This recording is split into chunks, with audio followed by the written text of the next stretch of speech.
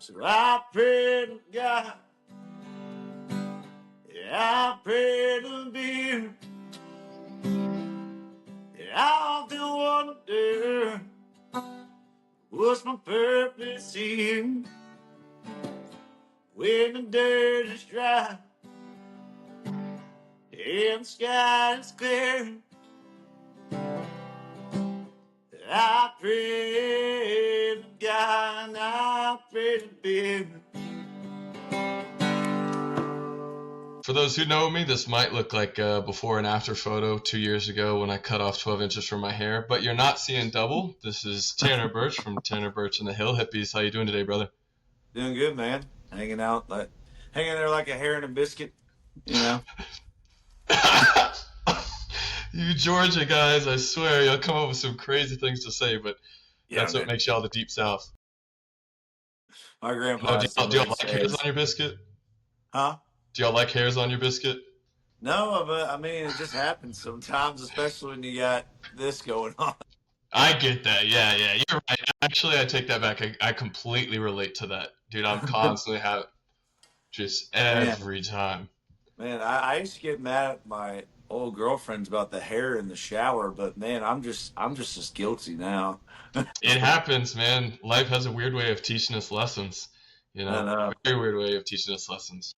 But for anyone who doesn't know, Tanner has a great impact, what I believe, on Broadway as a whole. And you described it as a traditional and outlaw sound with jam band tendencies. Tell me about that. Well, I didn't know necessarily how to describe myself because, like, when I originally started playing music, I was really like outlaw.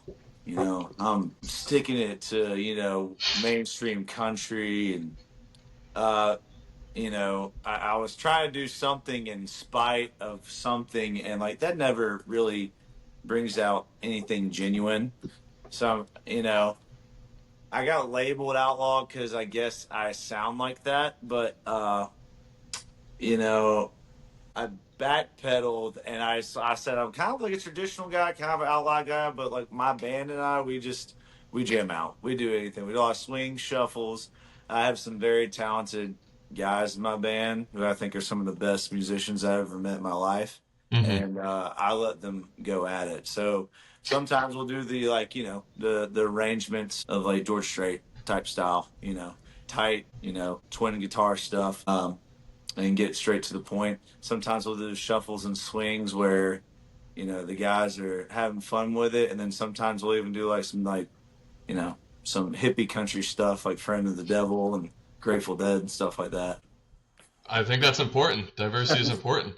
I'm actually curious you brought that up, and I recently got in a pretty lengthy debate with another country dancer about the shuffle, because there was a guy just recently posted about who talked about the shuffle not really being a thing he sees, and I think he was talking more so about mainstream country. But in the end, the other individual was talking about the fact of like, that's just a swing rhythm. Do you see a difference between the shuffle and the swing? The whole reason, the inspiration from the original video, the guy's video talking about the strumming, was George Jones had said on a live recording, here's a shuffle for you. And he played that specific type of, not straight strumming, but a shuffle, he called it. Yeah. So if I'm hearing you correctly, a feller said that shuffle was just a slower down version of a swing. He was saying that there wasn't like, he was correcting the video because the guy called it a shuffle, referring back to George Jones calling it a shuffle, and he taught it. And from him teaching it, the other individual said, "Oh, congratulations, he discovered a swing rhythm."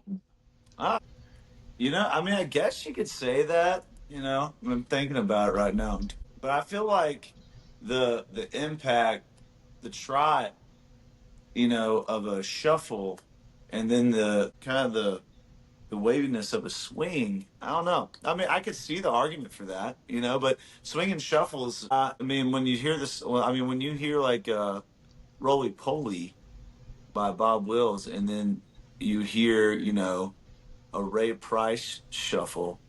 There's a clear difference in how those and how the drums are played, you know.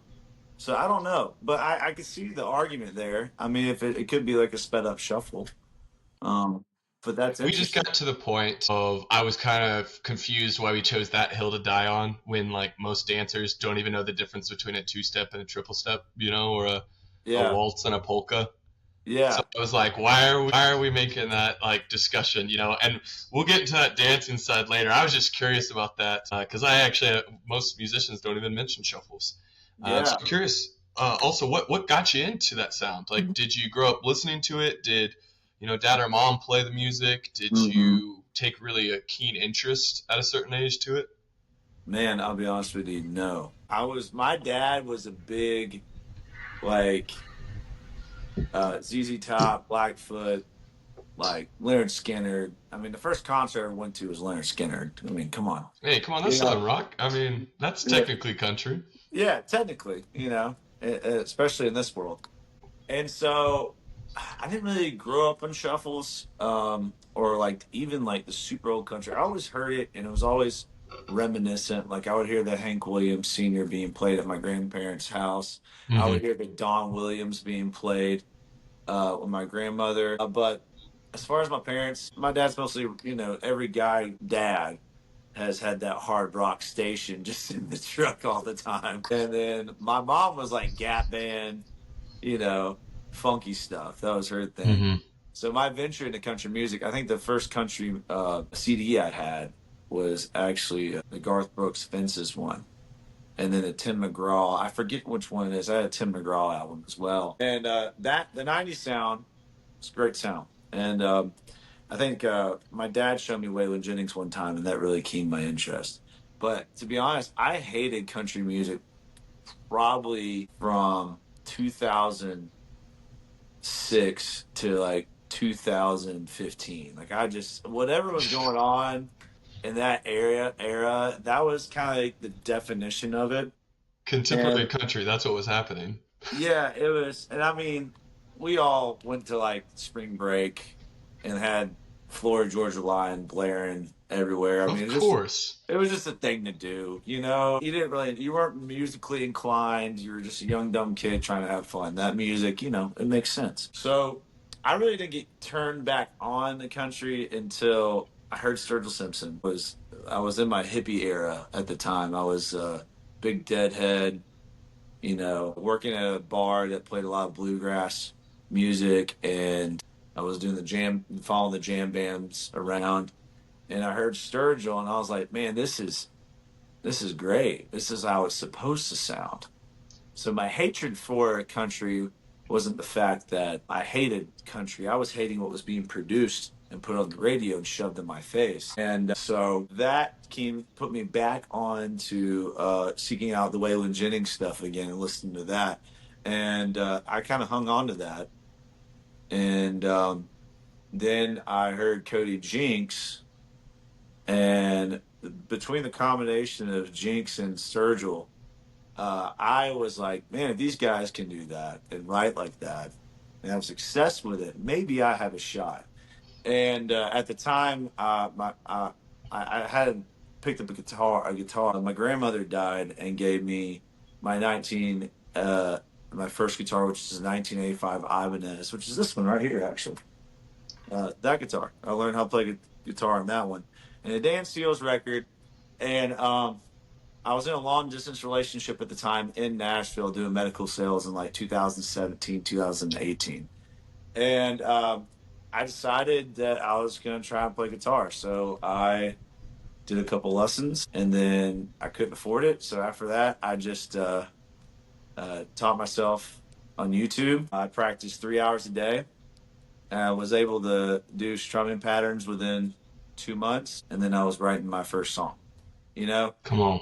And so my style then, if you look on streaming, my Rugged Soul EP reflects a lot of the style from my earlier days. So it's very like raw. It's very Hmm. raw.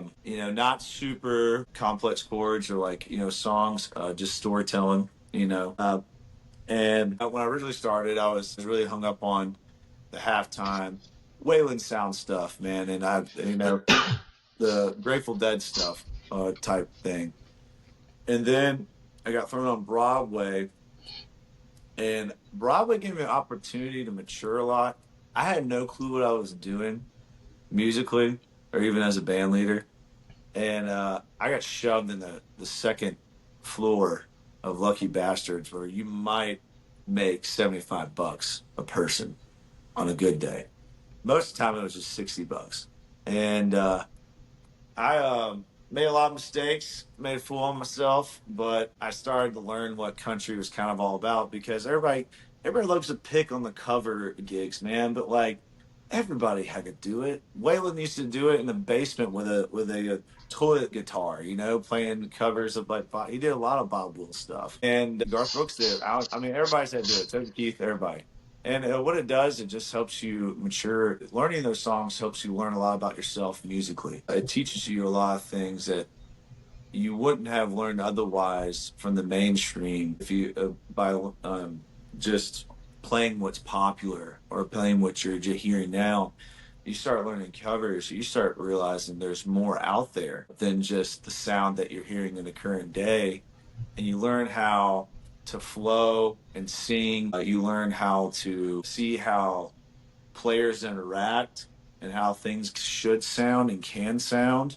And so the long story short is I played almost 1,000 shows in 4 years, and that has taught me more than anything about country music, and that's what got me hooked onto the shuffle and swing style, or just like playing good tight country music, or letting the craftsmanship of the melody do most do most of the impact.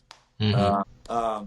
That's kind of like where being around the musicians I was involved with, playing with on Broadway, has taught me a lot about country music. And I try to like humble myself because they're way like my guitarist went to UC Berkeley.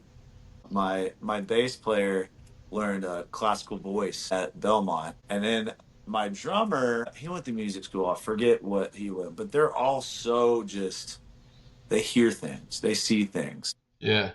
And because like band leaders in this town are so egotistical, they won't, ask for their opinion on originals or songs and how they should be sung or how they should be doing. And I try to humble myself and just listen to those guys. And their favorite things to play are swinging and shuffles. My favorite thing is singing swing and shuffles. So, it's that's how it's kind of developed, man. Is long story short, is like it started, you know that raw songwriter sound that's super popular now. Like everybody's doing it, Zach Bryan style. It's the Zach Bryan effect, or the Tyler Childers effect. And everybody is writing that way. And now it's like, how can I bring back a sound, make it modern, be genuine, and make it more musical and for people to dance to? Like, Mm. I feel like, the reason why I love playing Texas is like, you just, the formality of it and how it is just how I think country music's meant to be. That's where it started, and that's where it should go back to. I think that's a great point, to be honest. And I'm going to put a pin in that because we're going to come right back to that. And that's how I'd love Mm-hmm. to finish this out, is going into not necessarily Texas, because being from Arkansas, I do love it here. There's so much history. You can't Yeah. discredit it. However, I also want the other states to find their voice as well. And I don't think they are lacking in it. I think they're not, how do I say it? I think they're lacking in knowledge of themselves, confidence too. And therefore the voice that's coming out is mainstream. It sounds like everyone else. So they don't have their own identity. So Texas definitely has had the longest run and the strongest. But I think just like in music right now, we see everyone popping up from every different state. And I wish dancing would do the same, bring back the regional styles, But I'll come back to that because I'm curious, the way you're speaking about stuff, is that learned all from like your knowledge? Is that learned from all your bandmates? Because I mean, coming from sports, you did pick up a lot of jobs. Like, dude, when people ask me, like, I'm the same way. When people ask me, "Hey, what do you do for a living?" I'm like, I make a living. I don't care. Like, if there's a job and I need to make money, I will make it happen. I mean, you've gone from coach to carpenter to hibachi cook, like that's crazy. And so Where did you pick up the knowledge that you have about music, or did it start earlier than your band? I've always been obsessed with music. So that's not like I would walk around the neighborhood and go like 15 minutes back and forth to McDonald's to get some fries and a Coke and you know. And so I would always have my headphones on listening to like Led Zeppelin or the Beatles. I wrote like a sixth grade paper on freaking Woodstock. Like, I won a poetry contest for the county in middle school. And then, like, I did a paper on Carlos Santana. Like, I've always loved music and I've always envisioned doing it. I was just such a sports guy. I just thought, like the possibility of doing music for a living or being able to be that talented and be, above the cream of the crop, like I just didn't think it was a realistic goal. Mm. And so like it's always been there. And like I always, could identify like guitar licks and bands. Like as soon as it started, I could recognize the sound. Can't do that now, but back then I could. So I've always loved it, and I was always really, kind of obsessed with it. And like, I think listening to jam bands, you start listening to the music a little bit more. Now, some that's not for everybody, but you do learn to appreciate like how a band works and how it makes you feel, and that's an important aspect, is how can the band work together to make you feel. And a lot of times you can feel without the lyrics, and you can feel with the solos and how the interplay is between whoever you have in there. That's what jam band opened me up to. And then writing and learning how to play, it just kind of find your way into it. I feel like trial by fire is the best way to do it. Like, go to open mics, give it a shot, sing off key, get too drunk, forget the words. Like, go play with a band, make a fool out of yourself because you told everybody the wrong key. Like, your brain wants you to thrive, and it's going to help you if you practice. It's going to help you solve the problems to get better. Now, like gaining that knowledge is based on the previous jobs. I'm not sure if those had anything to do with it, but I will say, like the college football aspect. When I wanted to be the best. Like I wanted to be the best. I've always wanted to be the best at football, and the one thing I always said was, I'm one out of 1,000 guys that play this position at the D1AA level. So there's something I have to do to separate myself from those guys. And the thing was work ethic. And I just busted my ass, and I worked real hard. And, I was an All-American, All-Conference linebacker. And so I take that attitude into music as I'm very open to it because, one, I don't know everything. Two, I'm not classically trained, and I'm very open to criticism from the right people. You can't always keep yourself open to Mm-hmm. certain people who are just they're walking egos. You don't want to get caught in that, but just listen to my bandmates who really kind of believe in the sound, and they see things that I don't, and also the fact that they hear things I don't. And, that has helped me see what can separate me from other people and not sounding the same. And that's a Mm-hmm. learning experience, man. That's just a learning experience. You can't just do it the first song and expect to capture that unique ability. Some people can. I mean, I'm not sure, but it's a trial and error thing with music for me. And I'm still learning. Like I Mm-hmm. was actually, me and my guitarist came over the other day and was telling me how to sing and ride with these notes that I wasn't riding with. They said I was being too choppy. And so like hearing stuff like that and then seeing what's going on in the Nashville scene and what's being pushed, that knowledge, as my thing is trying to separate me from what's being happening in Nashville. Like, because there's so many singers in the world now, dude. Like there's I can't keep up with how many country singers there are now. Like it's such a huge amoeba now. Like everybody's Hmm. just involved from every corner of the country. Being aware of what's getting put out is a good thing, but also understanding what do you bring to the table that's unique, and that's I'm still trying to find that. Yeah, I think a lot of artists, that's one of the downsides of things like TikTok and social media as a whole, is that a lot of these younger artists or newer as a whole, they don't get to like discover their sound. No. One of my buddies, we've been really tight since college, and he was 2 years younger than me. And so when I graduated, he still had time in college, but it's a different genre. But he was starting to rap, right? And I was one of the few guys I feel that was straight up honest with him, and he would try. So he had a specific music that he wanted. He wanted that, like, I don't even know how to put words to it. It's not the mumble rap, but it's that, like, it's not like funk or whatever they call it. It's just there's that style about 4 or 5 years ago that was popular, and he still does it. And he does well, but every time the one thing I kept coming back to him was like, your sound. You haven't found it yet. And it's not a good or bad thing. It's not your singing is bad, or Mhm. your, like, the way you're singing is bad. It's just, I don't feel you. I don't see Yeah. who you are and what you're doing. And so, like, his third song, I was like, you're nearly there. I hear it. And then he lost it again. And it's not technically losing it, because now he's dropping, a song every 3 months. And I'm like, I hear what you're doing. Is it my Mhm. style? Hell no. But Yeah. I love it. Like, I love that I can hear you through it. And so I think that's really important. That's really important for these guys to find that. And I also, like you're saying, I think there's a downside, but I also think it's a huge blessing to have. I can't keep up with everyone. And that, to me, I'm Yeah. like, it's great.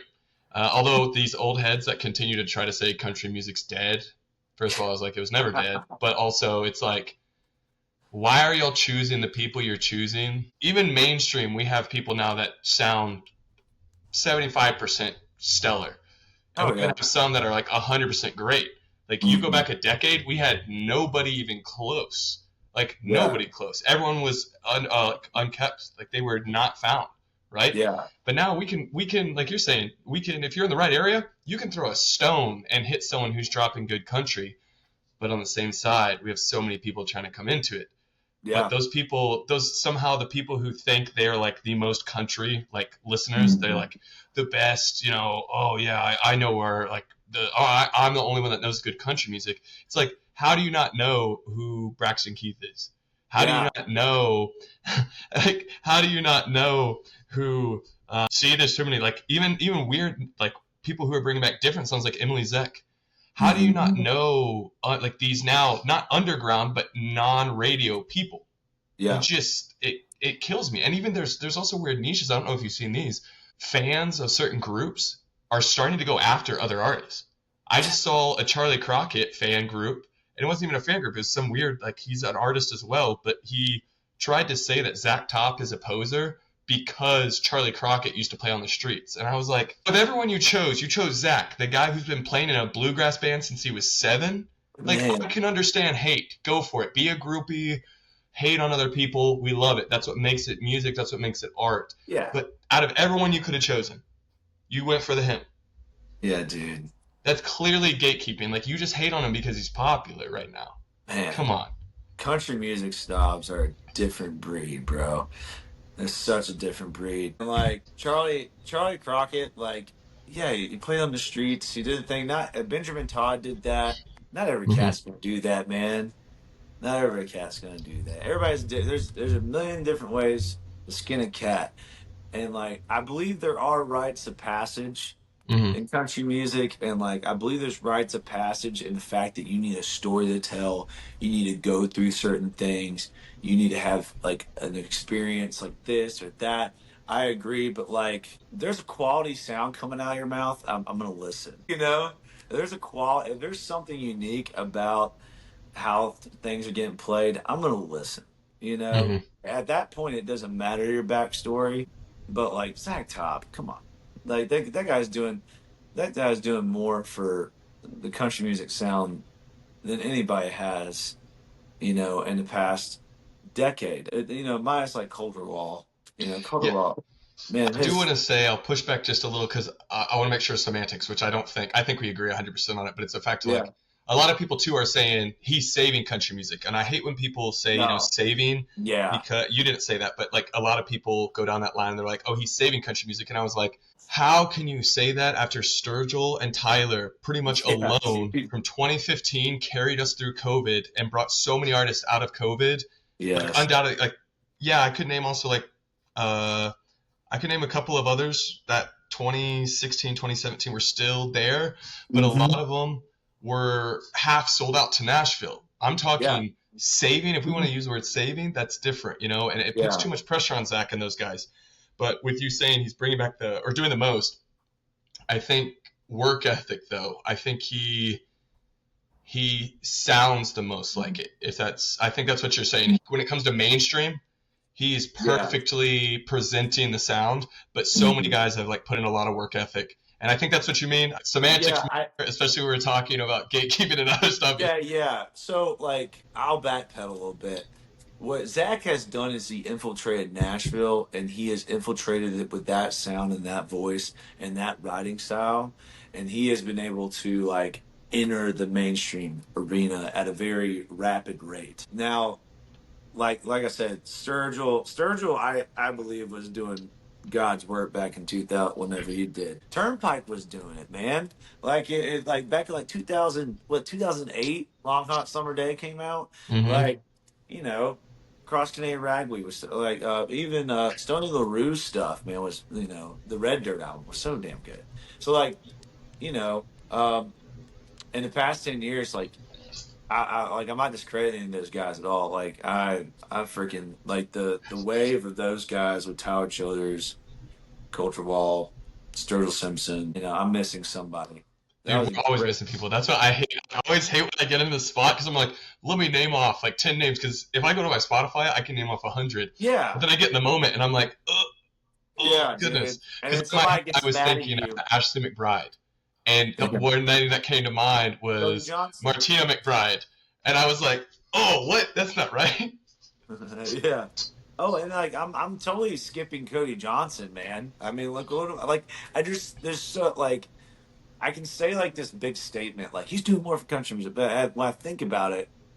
I'm glad you checked me on it because, like, I saw Cody Johnson in 2017, and he sounds so good. I thought that there was auto tune somewhere. Like the Hmm. guy, just unbelievable singer. Yeah. Good lord. I wa- Uh, There's people who even talk bad about him because they think he should have been the one to like lead the Red Dirt or Texas country sound revolution and not Parker and Co and all that and blah blah blah. And I was like, guys, you have to understand there's things called placeholders. yeah. There's people who have to stand in the door like the big brother and let other people through. They have to feed the system enough to get popular and then Mhm. maintain that. And he fed the system enough, right? Mhm. And now he hasn't sold out in the sense of he's not making pop music now. He's not doing what everyone else did in like No. the way that he got popular. He's not continuing down that road to be more popular. Now he's just playing what needs not needs to be played, but what he wants to play, and Yeah. he can't do both. He can't be Big Brother and then also start revolutions. He can't be Big Brother and find a new sound. He Mhm. is Texas country pure. That's it. Yeah. And he doesn't need to do more. We asked so much of people, and it's like, how do you expect him to make those last three albums that he did that went huge? But yet you think he's going to go back to his black and white label album. You can't do both. Hmm. Now down the line, I'd have no doubt when he's 60, he'll circle back and he'll jump on some train with one of the new subgenres of the 60,000 we form in the next 30 years. But he'll probably go back and like start writing some different albums. But right now, he's still holding the door. We have a lot of work to do still of like building the Hmm. table we want and like cleaning out the stuff that doesn't need to be here. Well, not necessarily. I don't want to say cleaning out. That sounds bad. I say mending the Smoothing. cultural fences. That's what Yeah. I say. Not gatekeeping, mending the cultural fences. Yes, that's a good way to put it. So that's my whole spiel because I just, dude, I don't get where people come from when they get mad at people like Cody Johnson or anyone around his caliber of like 20, like you're saying that it was funny, 2006 to 2015 is actually an era that I talk about a lot, especially in dance, of stadium country. Coming from Garth Brooks, Oh, 2002, 2004, it expanded, and in 2006, you can really see, also the bootlicking patriotic country mixed with like contemporary and start breeding. 2000 by 2010, you have pop country, yeah. heavy, like pure pop country, and then that took over bro, boyfriend, all that until 2016, and then it kept going. But then you started seeing the underbelly grow, and then Mhm. COVID switched, and you started seeing a lot of change until like 2 years ago. You know, Man, I didn't. I don't think I recognized the COVID thing, but yeah, that makes sense. There and was a he came shift right there. out of it. I mean, 2006, he was FFA. He was winning comps there, and then Hmm. he got big right around the time like 2016, Oh, 2017. He started getting really big, and that's when all of a sudden he just started making those like Texas, Nashville albums. that's awesome, man. Yeah, that's cool. Yeah, No, I agree with you. that's what it was. That's what it was. I know we could talk about that forever, but I Oh, want to yeah. focus on I and championing I, you. I I I try to be so correct with that because like everybody judges you on the name dropping aspect of it. And like someone gets pissed. It's just damned if you do, damned if you don't. With Yeah, fuck them. That's all I have to say. I've gotten to that point, man. I think also what you said, like pulling that back of saying you gotta be careful who you take criticism from. I completely like that's huge. I've always said as a yeah, man, like you should always hear people out, but you should always have a filter over your heart. Like that's what being a yeah. man is. Is hearing everyone, only listening to the truth. You know. Well, it's like, is this person projecting right now, or like, do they actually care about my best interest? Mm-hmm. And it really it's hard to decipher sometimes, but you can feel it. You can Yep. feel it. Exactly. And talking about feelings, that's kind of what I want to go into. I wanted to kind of talk about your shitty diners and bars, your skill of finding those and loving those, but I love how deep we are, and I want to stay this deep. And I'll just give space to allow you to go as deep as you'd like in this. Again, this Yeah, is for your fans, for your people, for my yeah. people to hear you. Of course, I think testimonies and struggles are important to talk about, but I Hmm. also know that that is not who you are. I think what came of things is what's important, and also what you have to speak on that is important, not necessarily let's go Hmm. into that time. But Yeah, the big part I think that's huge, and I would love whatever you're willing to say and however deep you're willing to go, simply because of how good you are with words. I would love to hear about, if you want to talk specifically about Taylor, but I'd love yeah, to hear, like I saw the story on how that he completely changed your path, yeah. and however much you'd like to speak on how he affected you as a whole, but specifically how you view life and music and your purpose in all of this and what impact you want to make. Because I think, I could be wrong, but I think that was a huge part of your life, and I'd love for you to talk as much as you'd like on it. Yeah, man. Hell, man, I didn't know you were gonna bring up Taylor.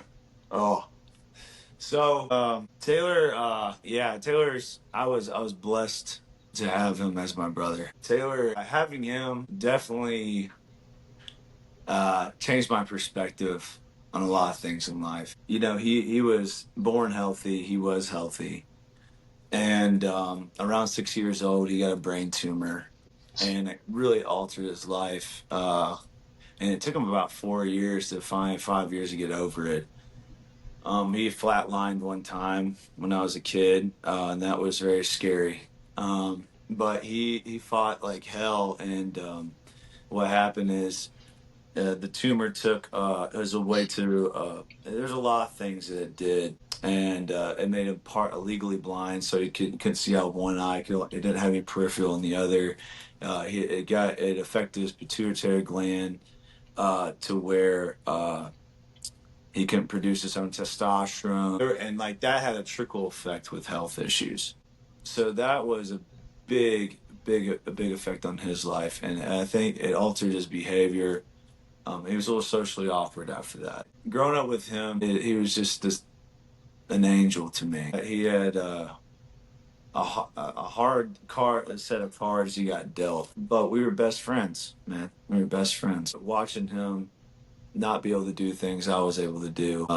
And I experienced the things I got to do, but yet watch him fight like hell for, most of his life. He's been battling some type of physical ailment. The doctor said he wouldn't make it past 30 after he got the gamma knife to get rid of his tumor. So, he was doing okay. He was living with my mom most of the time. And what happened is probably, I think, in 2020, when he started getting pulmonary hypertension, stage 4, which was kind of a death sentence for him because he, with what the brain tumor did is hold on real quick. Yo, go lay down.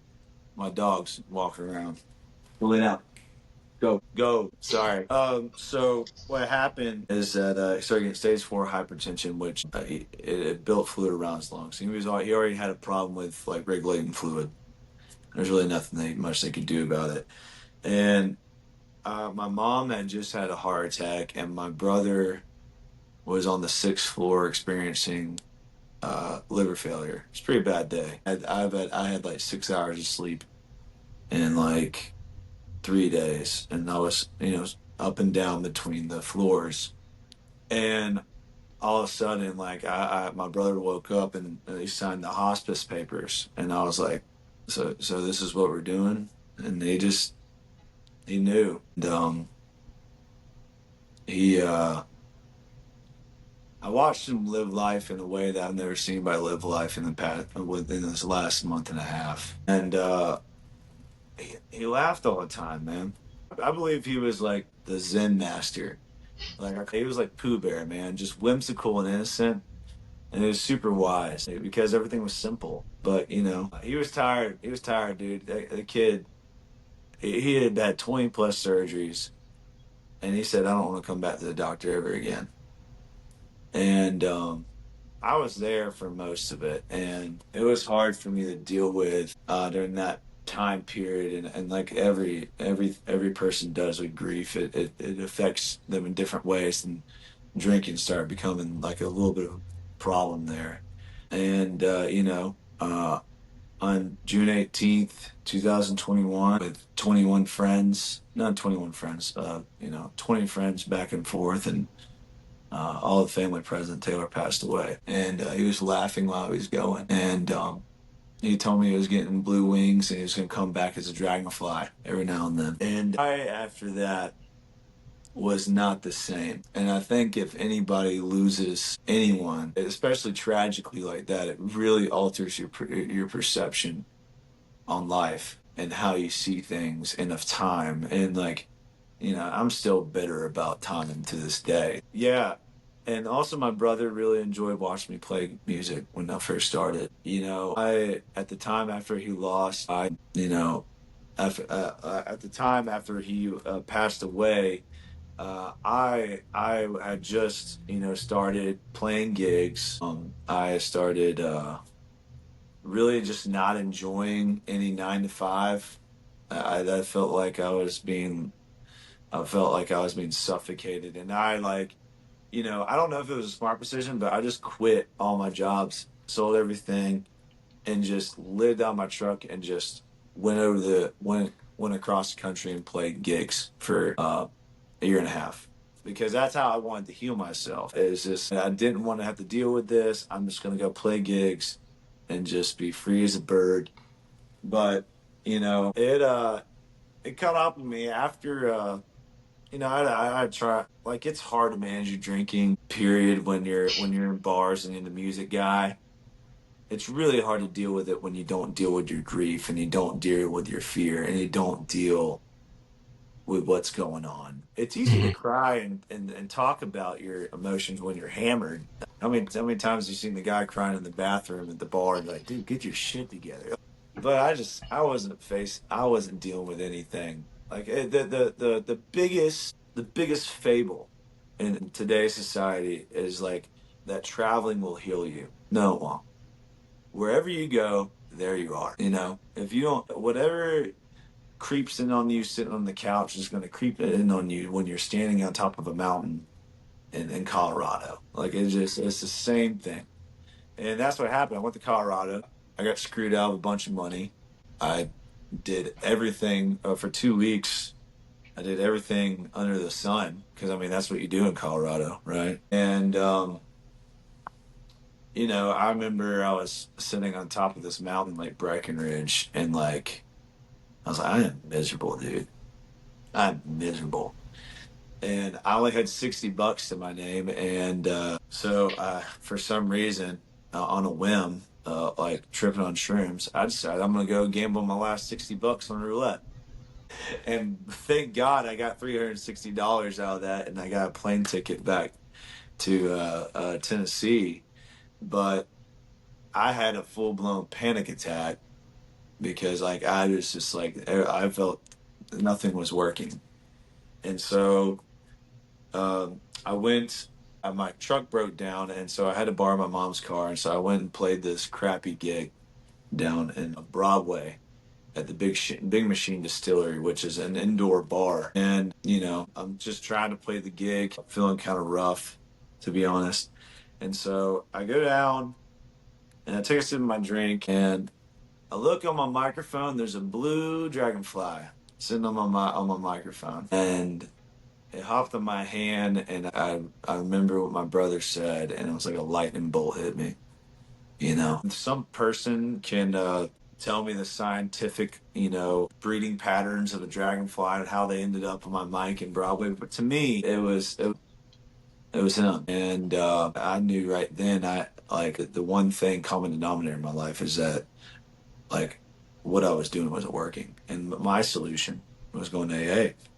So, and quitting drinking. So I went to my first meeting, and like it's been rough since then, but you know, grief affects me today the same as it did then, man. I've accepted the fact that a part of me is always going to be stuck on his bed in a fetal position, watching him take his last breath. And that's what you do with love, you know? And that's okay. Like I'm completely okay with at any given moment being 50%, you know, being sad about something like that. You know, like any given moment, I can be in a room full of joy, and all of a sudden I'm melancholy, and it's okay. It's okay. I don't want that feeling to go away ever. And it's the reason why, and he's the reason why who I am with how gentle he was, his laugh. When you grow up with a disabled brother, you learn how to be a lot gentler to other people, and you also learn how to reevaluate how yourself and what's important. But it's still every day, man. But you know, I it doesn't get easier. You just learn to accept the fact that your mood change. You're gonna miss that person every day, and even in your happiest moments, you're gonna miss them. And it's just part of being human, man. This is the experience. It's part of it, and you know, it's okay to feel that way. I think the one thing is there's I didn't know you were supposed to feel certain ways. I thought you could cancel them out, and now I just learned that that's part of it. But that's I think Steve Wilson said it pretty good. You know, grief is love with nowhere to go. You know, I think that song was great, and it's a I'll be honest that I would much rather have Taylor here today than all these life lessons. But that's not what's happening right now, and I've grown to accept it. But it doesn't mean that I moved on from it. So, like I said, I was very lucky to be Taylor's brother, and I was lucky to have him.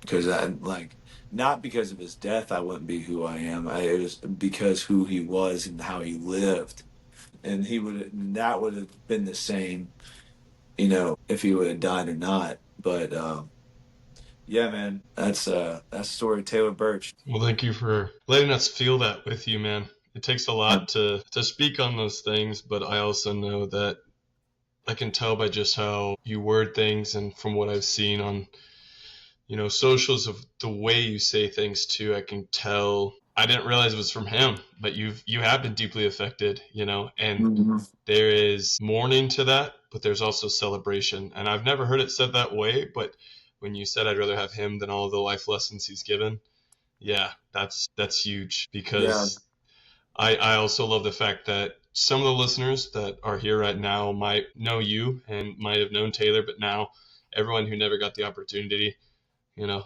they don't know his whole story. Mm. but they feel it. Yeah. And I hope this isn't. I hope this is our biggest audience we've had, just so they can hear it. Because that was good, and I appreciate you being vulnerable. No You could problem. have up to that 2 sentences, man, but you opened up completely to us, and I'm thankful for it. Man, I Truly. can talk the paint off the walls. That's what we messed up.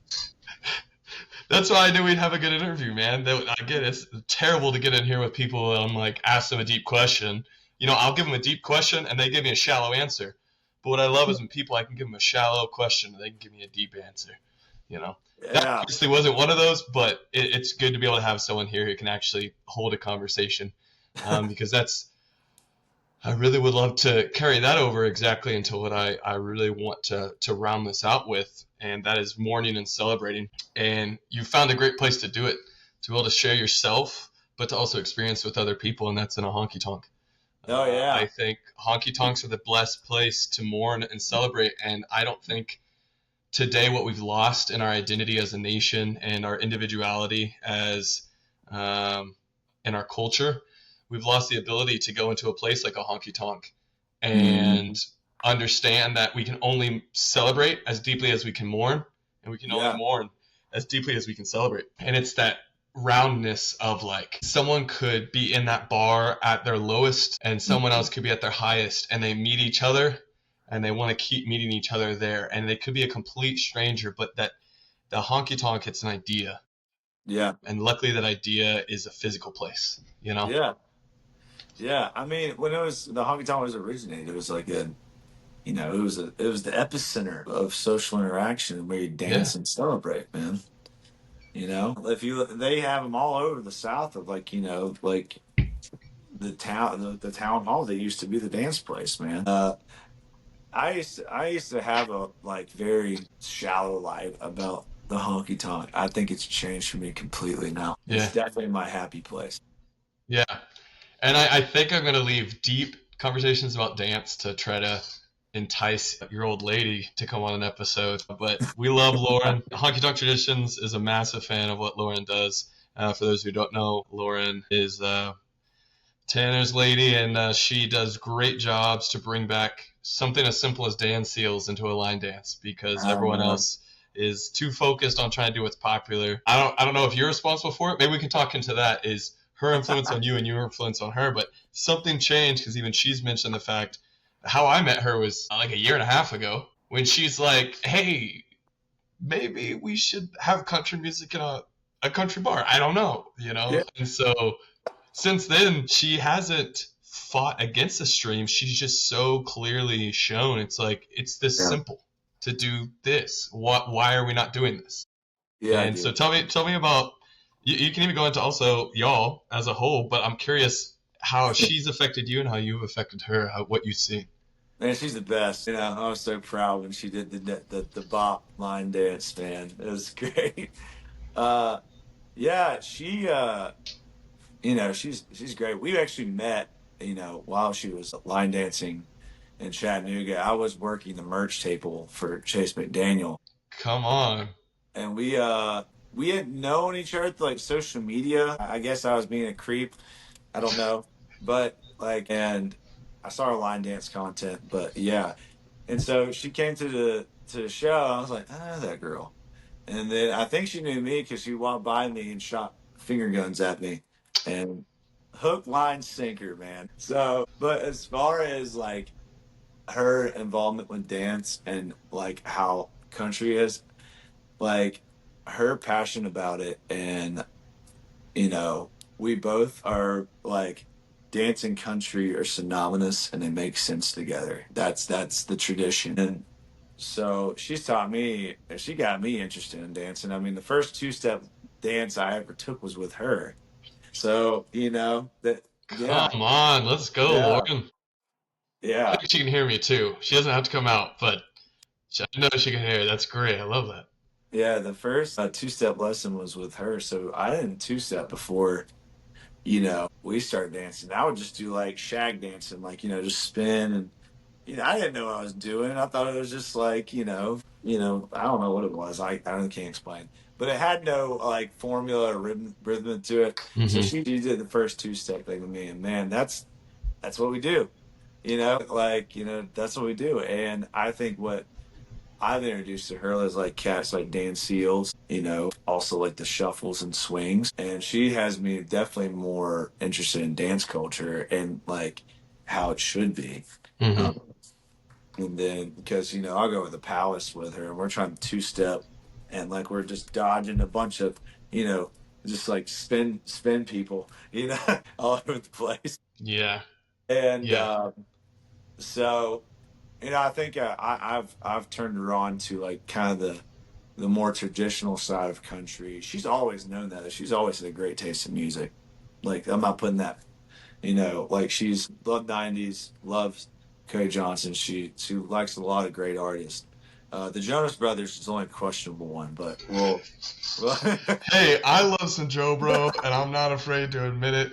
Do I think they're a great band? But you turn on some Love Bug, you turn on some Year 3000, man. Oh man, I'm getting down. I'm not ashamed. I'm not ashamed. They're not a guilty pleasure. They're just a pleasure for me. yeah, I understand. I mean, one of these days I'm gonna go to a concert with her, but we'll see.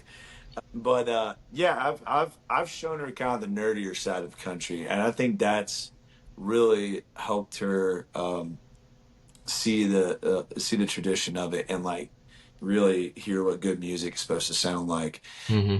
That was a joke. I don't like, but yeah, man. So what she's we're both fighting the good fight on Broadway. I'll tell you that. That's all you can do. Trying to be traditional and with roots of country on Broadway is a hard thing to do because everybody the like it's not just the the bar owners, it's also the people. The people want to hear the Killers, dude. The people want to hear, you know, Journey played overplayed 500 times. Not all of them, but the ones that hang out at Kid Rock and Bon Jovi and Hmm. you know all these other bars, they do. But she believes in the traditional country line dancing, traditional country two step, Hmm. and then I'm over here trying to play all traditional country on Broadway. And there's a bunch of cats that do it. Like I'm not saying like I'm the only one, but go to midnight. If you go on around Broadway at midnight on a Friday, please tell me where you hear a pedal steel guitar, like anywhere. Hmm. It's not it's hard, and that's something I try to do is be the traditional country guy at midnight on Broadway on a Friday. So Would you say like again, it's easy. I think not us, but I think it's easy for anyone to like always find something to hate on for anyone, especially Broadway. we're But what would you say? I'm curious, a tangible change you think they could make? So is that the steel? And then also, I'd love to be able to like finish it out too with maybe what's a positive thing about Broadway too. So a yeah tangible change. Do you think the steel, just however they can, could the steel be a tangible change that you like?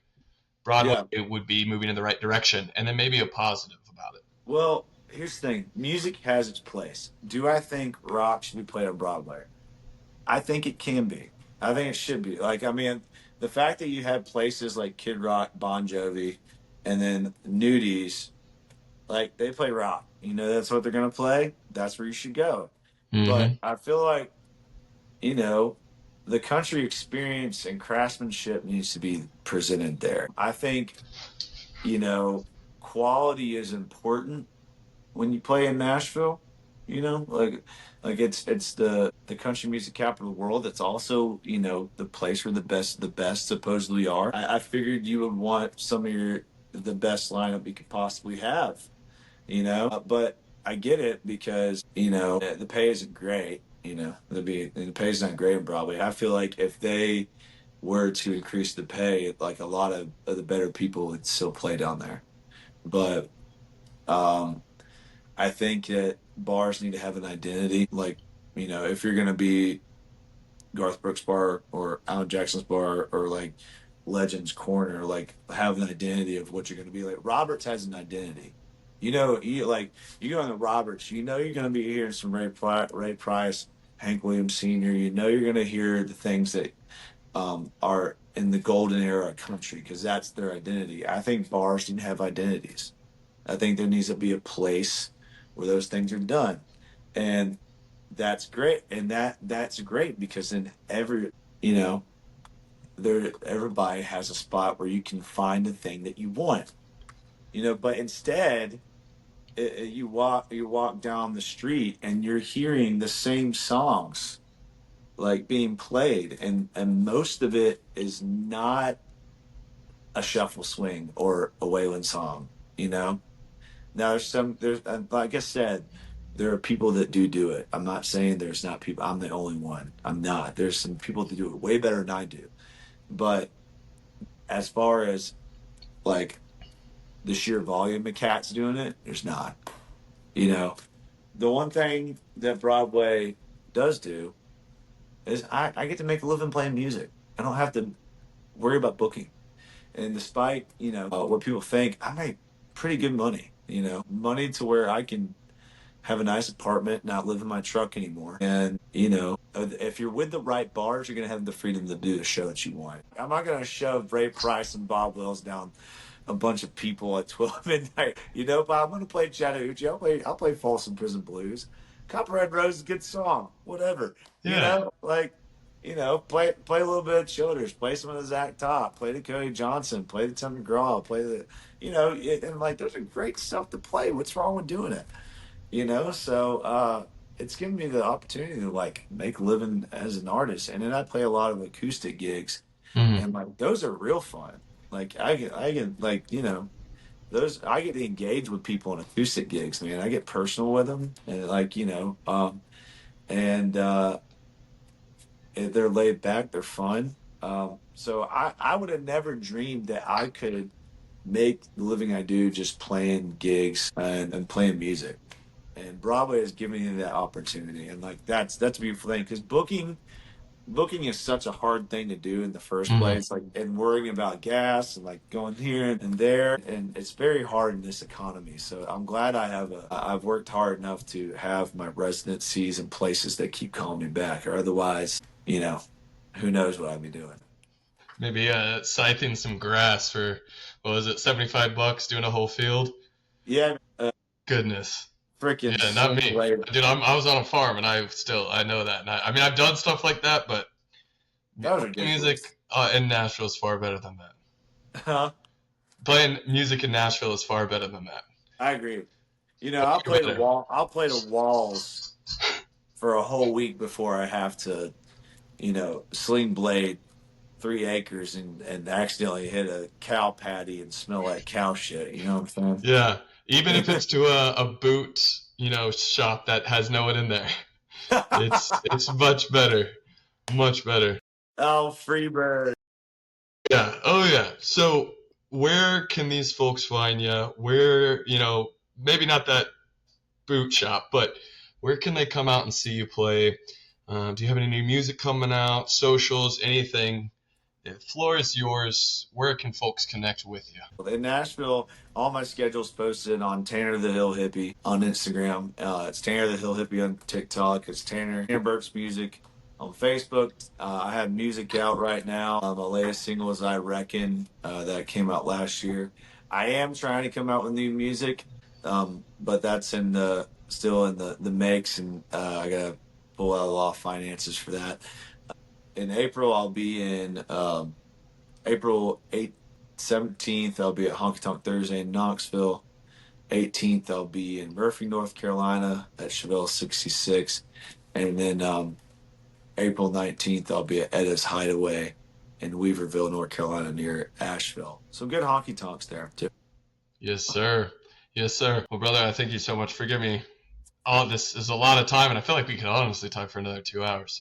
Yeah, man, I had fun. I felt like I rambled a little bit, but it was a good time. That's why we're here. This is not my show. This is your space for the hour we're allowed to allot. And to be honest, again, if I could edit well and I had a cool aesthetic studio for our listeners to look at while they hear us talk, I feel like I would be able to go for another 2 hours. But sadly, again, people's attention spans just aren't there. But who knows? You might be able to pop in once I convince Lauren to come on and talk to us about line dancing and country music as a whole. But Yeah, man, until then, man, you I'd keep listen to that.